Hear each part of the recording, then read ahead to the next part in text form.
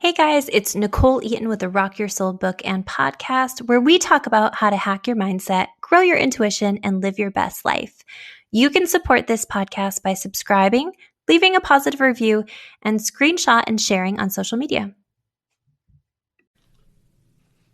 Welcome back to another episode of the Rock Your Soul podcast. I'm your host, Nichole Eaton, author of the book Rock Your Soul, the Down-to-Earth Guide to Mastering Your Mind and Soul Therapist. I'm here today with an awesome guy I'm so excited to have on my podcast. I have 7-time best-selling author Kyle King here with me today. Hi, Kyle. Hello. How are you? I'm so glad that we figured out not to do the real intro because I just like being an actual person. So anybody that's listening right now, I want to connect with you. Not my titles, who I actually am as a person. I love that. That's what we're here for. That's what we're here for. Definitely. So I met with Kyle a couple weeks ago and we had just the most interesting conversation. I'm like, this guy is so cool, so interesting. I have to have him on my podcast. I would love for you to open up with a little bit of your story. Like, how does one become Kyle King? Faith, definitely. But trials. So I was having a conversation with one of my administrators at one of the schools that I'm a board member at. And I was having a conversation. I was talking to her about connecting with people. And oftentimes we lead with all of our high accomplishments. I went to this school. I published this book. I worked with this person. But what about the time where you were divorced? What about the time where somebody that you knew in your family was addicted to drugs? What about the time where your kids told you they hate you? What happened after that? That's the story of who I am. So a lot of people would recognize me as this best-selling author, this expert and award-winning educator, this, great dad, this, this entrepreneur that has helped build, educational institutions and build schools and all these different things. But a lot of people don't see the journey that when I was $40,000 in debt, I was prepared and I was a risk taker to be able to invest in coaching because I didn't have all the answers. So I was humble, I was coachable. And then that led to me opening my first enrichment center. When I moved here a few years ago, when I was getting ready to propose to the mother of my son at the time, I went through a really dark period of depression and anxiety when that didn't work out. But it helped me understand and meet someone that has introduced me to self-care, that has introduced me to mental health, that has introduced me to what it really means to love yourself. And now that I love that person deeply, I used to be the person that really only focused on opportunities that looked for the fame and were focused on money and all these different things. And then I looked in the mirror, Nichole, and I didn't understand who I was. But then that helped me redefine, redesign, and recreate myself to be more purpose-led, God-led. And now I'm able to inspire more people authentically to be the person that I am today. So it wasn't the accomplishments. It was the trials that made Kyle who Kyle is today. I love all of this. I think that one of the most beautiful things about what you were talking about is how each piece, even the failures, even the trials, even the hard times, led you to connecting with the right person. I'm a big God-led person as well. And I think that there's always this beautiful connectivity of our life and our experiences and how even the dark times are on purpose. Exactly. Tell me about one of the most challenging situations. I want to know, obviously we talk about the shiny exterior, all of the great things you've accomplished, but I'm curious, like, in one of the worst moments of your life, what was your headspace like? So I lost my first son at birth. Okay. So imagine, you're prepared to give birth to your first son 9 months pregnant, 3 days before the delivery date. And I had got a call and I had to drive from Greenville, South Carolina at the time. I remember it like it was yesterday. I was in the gym working out with my colleagues, got the call, and there was complications in the pregnancy. Got there an hour and a half. I was traveling to Atlanta, and I made it in time to find out from a doctor that the baby had got caught from the umbilical cord. Wow. And she had to deliver a deceased child. So at the time, and I've never talked about this publicly, so at the time, I think for me, because I grew up so family-oriented and such a person that was prepared, like, to be a dad, I didn't know who I was. And it's interesting because at the time I didn't have the support around me. I didn't have the friendships or the environment that I have now. So I was on an island, literally by myself with no food, no water, no nothing. Because I put so much focus into being the father, being the man for him. You know, his name was going to be Braxton. Yeah. That when he was taken from me, it was interesting because I felt like life should have been taken from me. So I would have rather passed away so that he could live on, and I lost myself. But my coping mechanism was build a business. Don't focus on it. Don't focus on the emotion. That led to sexual promiscuity. That led to building a multiple six-figure company and hurting people and not being a person of integrity and not being a person of good character, because I didn't handle the small thing, because I didn't take time to just cry, because I didn't take time to just feel, because the story that I told myself and that was told to me growing up is that when young men cry in a black community, you're weak. And when young men cry in a black community, you're inadequate. When young men cry in a black community, you're not good enough. But in a black community in America, you don't have time to not be good enough. So I could not be good enough for my parents, and I was a college student at the time, so I couldn't deal with it, and I had to keep moving. And it wasn't until last year that I really dealt with it, and it stopped me for weeks. And now I'm able to finally say that I'm healed. Let's hear a quick word from our sponsor. If you haven't heard about Anchor, it's the easiest way to make a podcast. Let me explain. It's free. There's creation tools that allow you to record and edit your podcast right from your phone or computer. Anchor will distribute your podcast for you so it can be heard on Spotify, Apple Podcast, and many more. You can make money from your podcast with no minimum listenership.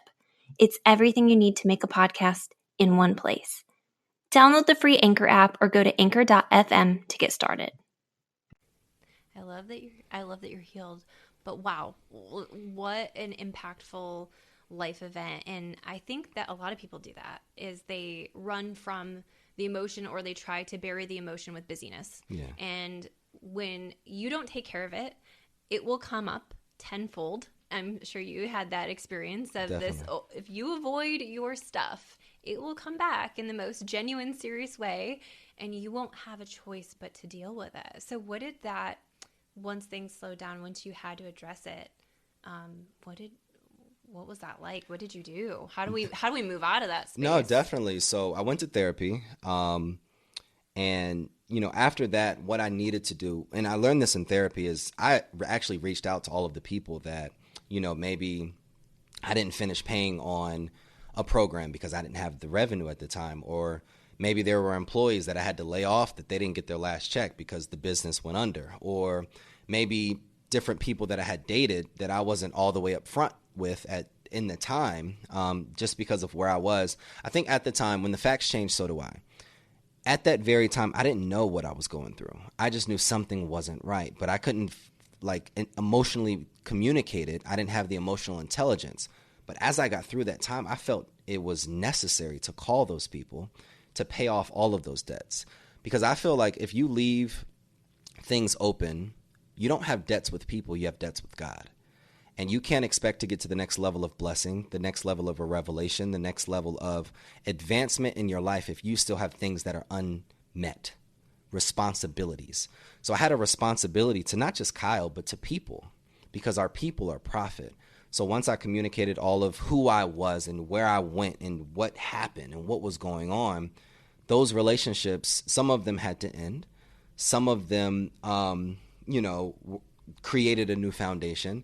But interestingly, a handful of them have helped me become the man that I am today. And those were the friendships that were necessary to be able to be the man that I am today. So if I was to talk to anybody that's listening to this, pay off your debts. And debts aren't always financial. You owe somebody something. There was a conversation that didn't happen that needed to happen. There was a feeling that you left in that person that you need to make right. Because there's somebody out there hurting right now because somebody else didn't treat them the right way. You don't need to be the reason for that person hurting. So I was hurting, so I hurt others. When I got healed, it was my responsibility from God to heal others, or at least give them a spark, a seed, or something to be able to move them forward. Once that happened, then I got consistent in more healthy business practices. I put processes in place. I brought on the right people. I got coaching. But it wasn't one of those things where I was working 40, 60, 70 hours a week. I've balanced out my scale. But it was interesting because then I had Carter, my current son, and he was the bridge between who God needed me to be. He made me become more patient. He made me become more loving. He made me become the man that people recognize and celebrate today. I give that praise to my son now. He taught me how to love again. Kids will do that. They will. What's interesting is you were talking about making amends really with people. And I know that's one of the actual steps in, addiction. And I think I think that the steps in addiction should be universal for everybody, I agree. when as we're going through, because it's par for course that we mess things up sometimes, and that occurs in just knowing how to handle it. Because I do deeply believe that I call them energetic cords to people, right? When we hurt somebody or wrong them or do things that are maybe out of character for ourselves, that until we come back to that, even on just a mental or emotional level, and just heal that within ourselves, it does just kind of sit in our energy and sits in our person. And giving yourself permission and release from that allows you to move forward. One of the other words that you use that I think is really big is the word island. And you were talking about being in an island of a place that nobody maybe in your family had been before, or nobody in your direct line. What would you tell somebody who's maybe on an island right now of their own, an emotional island of just feeling like nobody gets it, nobody knows what I'm going through, nobody can relate to this? When nobody knows what you're going through, when nobody gets it, when nobody really can empathize, you know that God is getting ready to take you to a different place. When I recognized that no one felt what I felt, no one understood what I was trying to express, no one could support me in the current season that I was in, I recognized that it's not their job. That was the very season that I needed to go to God. Because at the place where no one can help, there's always something or someone that can. So I don't know your belief system, anybody that's listening to this. When you feel like you've exhausted all of your options, and you feel like your current environment has exhausted all of your options, those options are now expired. And for you to be able to get to the next level, for you to be able to get into the next season, you have to call on something different.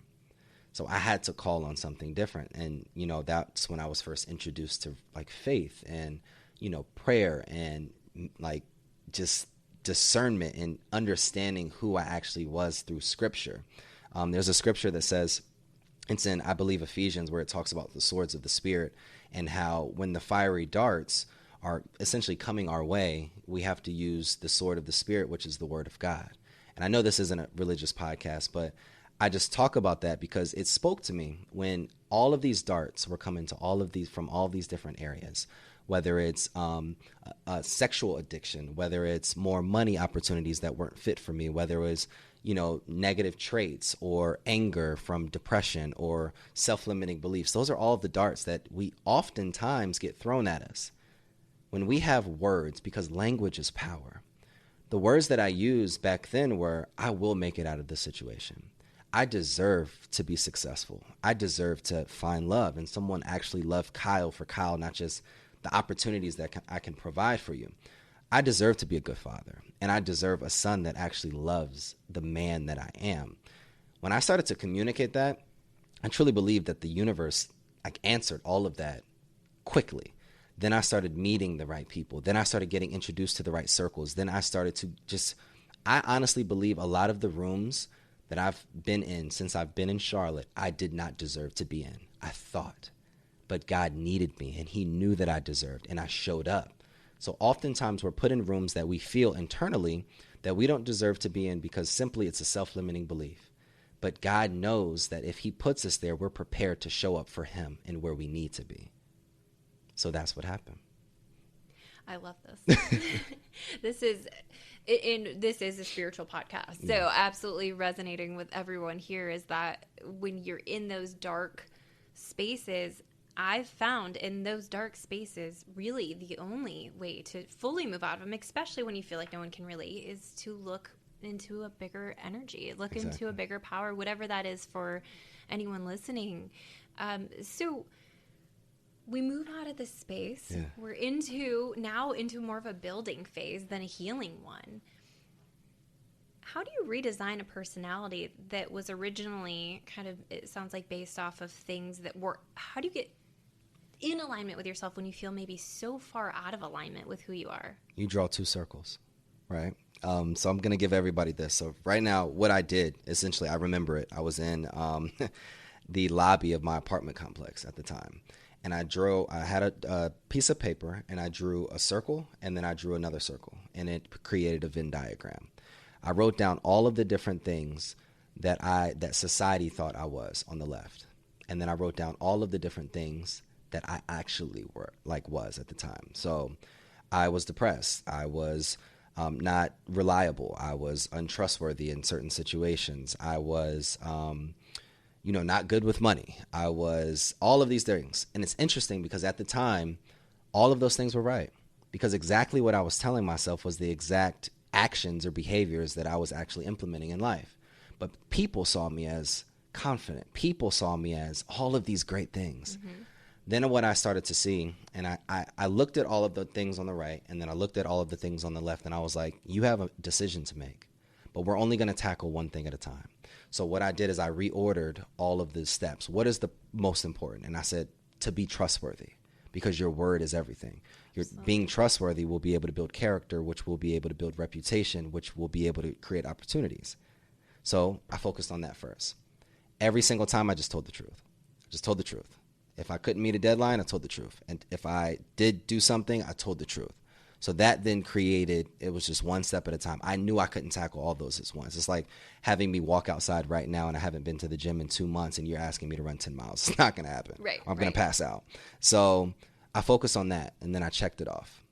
I gave myself 1 month to focus every single opportunity. Focus. Then number 2 was reliable. Be reliable. If you say you're going to be somewhere at a certain time, you get there. If you say you're not going to be somewhere, if you change your mind in the middle, just communicate it. So then I focus on that. All right, we got that one off.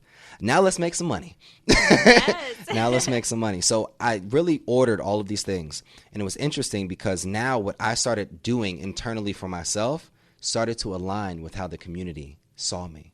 So then what happened, Nichole, is that who I was to the community was actually who I became internally.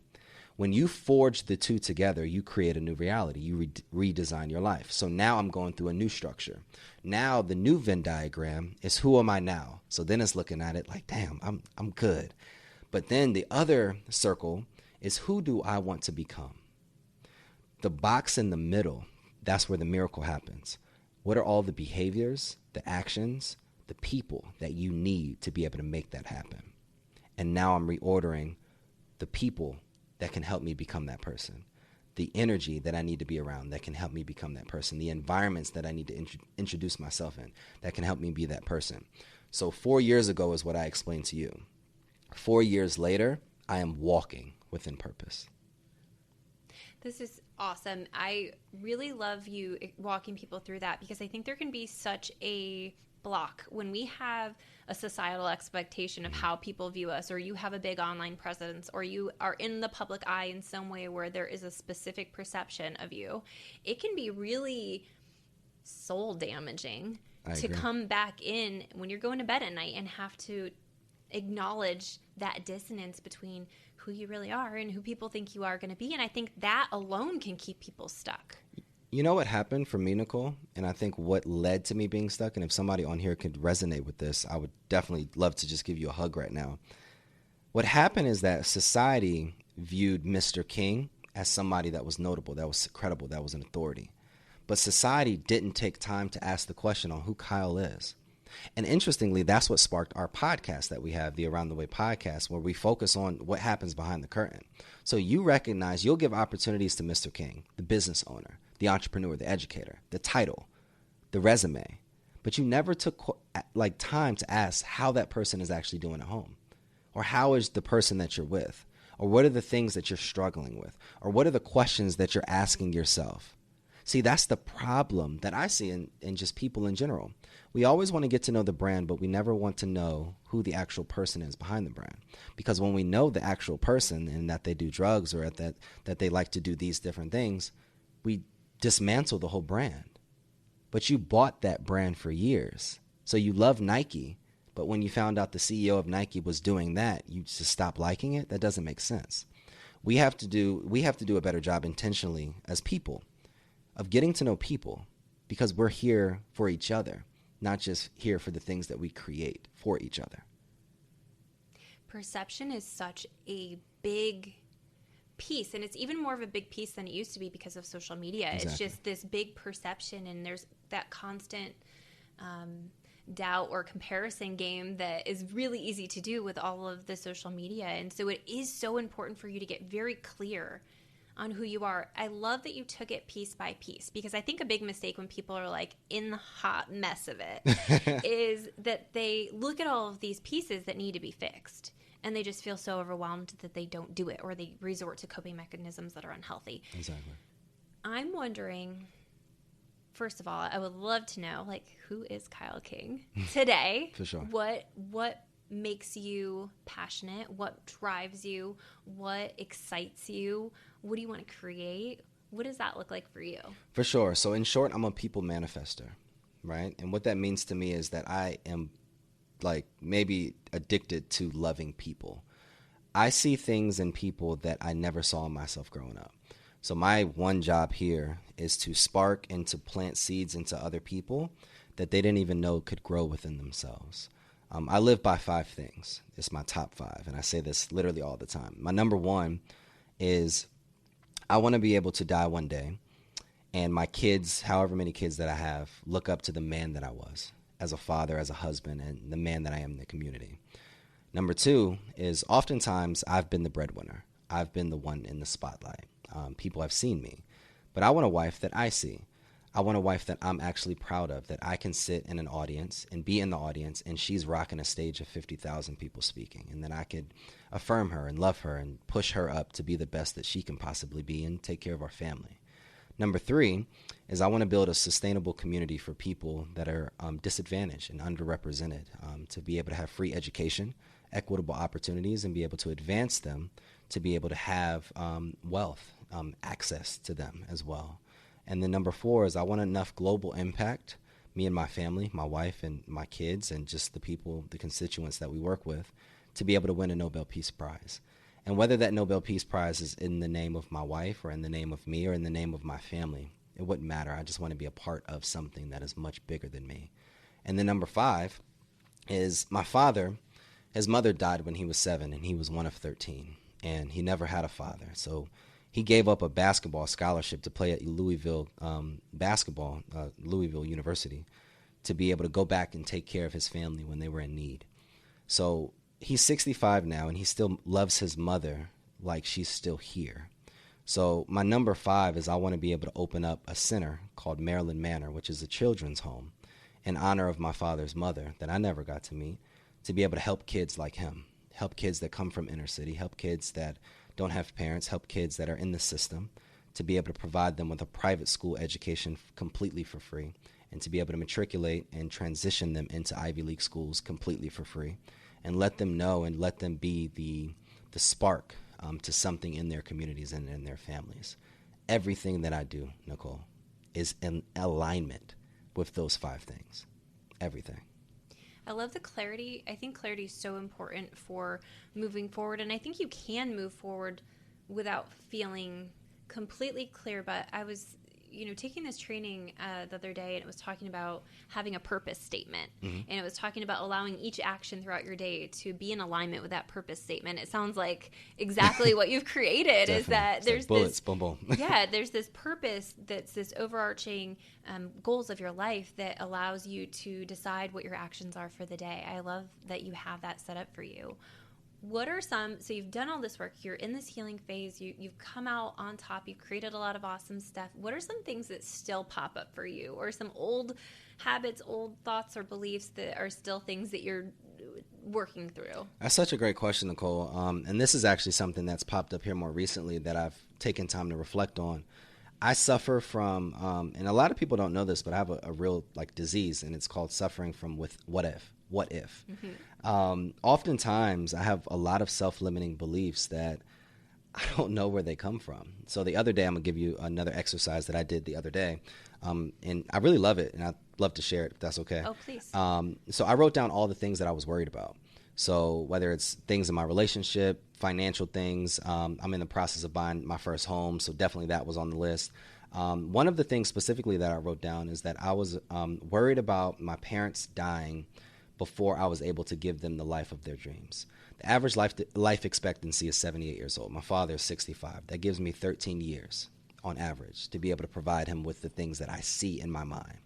And I don't know how it would make me feel if he passed before his son made it, because he's struggled and given so much out to the world, but the world has not given back to him. But he's given back. The world has given back a great son that has been able to push him, right?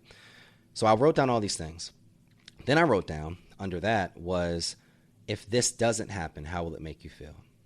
And then on the right side, if this does happen, how will it make you feel? So obviously the left side was all negative stuff. It'll make me feel unworthy. It'll make me feel like not enough. It'll make me feel this. Then under that was, where is the root of that come from? Where are you getting this from? Like, when was the first time that you identified this feeling, right? And then on the right side, what are the actions that you have to implement in order to make this happen? You have your strategy right there in front of you. Right. So then at the end of it, it's like, all right, you have to make a choice. Do you want to choose the left, or do you want to choose the right? I choose that great feeling. I choose the feeling of proud, like that proud feeling, my parents being able to say, like, I am proud of you. Or my parents being able to be at the ribbon cutting ceremony for Maryland Manor. Or my parents sitting at 80 years old in the audience where I'm winning a Nobel Peace Prize. My parents seeing me, at a presidential inauguration just on television. That is amazing. So what are the actions that have to follow that? Not the self-limiting beliefs, because that's flesh. I choose faith. So now the activity that follows, that's what I choose. So over this last week, I've implemented that, and it's been clockwork.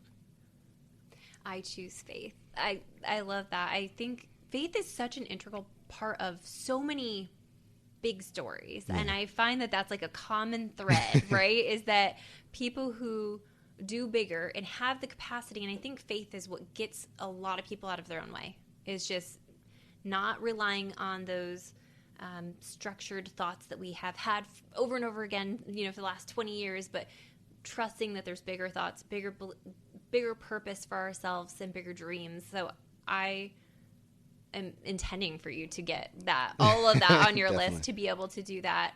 Final thoughts, like what do people need to hear from you? That's a great question.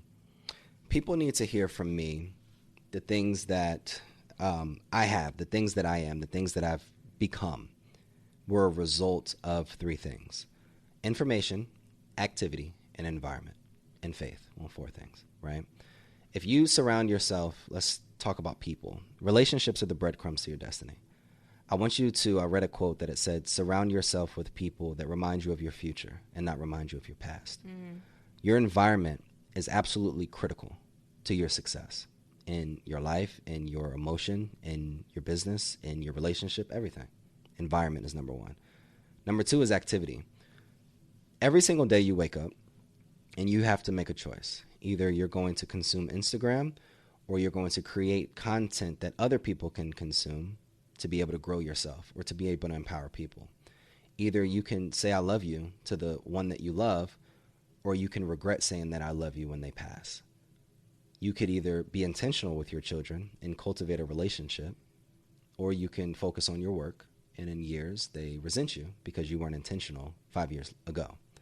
Doing the little things and understanding that activity doesn't equal achievement is absolutely necessary when you're living within purpose, living by priority, and living for productivity. Number three is information. I want you to check the source of everything before you actually receive the information. I want you to identify where that source comes from and understand that to be an expert, you have to learn from experts. I have been grateful enough to always be in the room with people that are better than me. But I have not looked at it as they're better than me. I've looked at it as this is my opportunity to be better than me. And the number 4 is faith. I would not be the man that I am, the father that I am, the businessman that I am, anything without him, without faith. And there's been times where I wanted to pull the plug. There's been times where I wanted to close down the business. There's been times where I wanted to just give up. But if it wasn't for God, if it wasn't for that little voice that I know that you hear every day, I know you hear that voice to keep going. I know you hear that voice to keep trying. I know you hear that voice to keep loving. I know you hear that voice to just keep going. If it wasn't for that voice, I would not be the man that made it to this podcast today. So if you keep faith, if you cultivate a strong environment, if you collect information from trusted sources, and you check your activity and operate in priority, you will become better than Kyle King. This conversation has been such a blessing to both me and to my audience. I loved the way you've explained, because I think there's so many people who are on that island, in that dark place, and just feel like everything they want is so far away. And I really love how you've given them actionable steps and given them a guideline and a map to get themselves out of it into a better space. How can people find you, connect with you, follow you? Definitely. On Instagram, it's Kyle S. as in Sam, Kyle S. King. And then on LinkedIn, Kyle S. King. Awesome. Thank you so much, Kyle. Thank you, Nichole. Thank you so much for listening to the Rock Your Soul book and podcast. Take a moment to book a one-on-one session with me or purchase my trainings at NicholeEaton.com. Join the Rock Your Soul Facebook group or follow me on Instagram at NicholeEaton.xo. And if you loved this podcast, don't forget to share it. Thank you.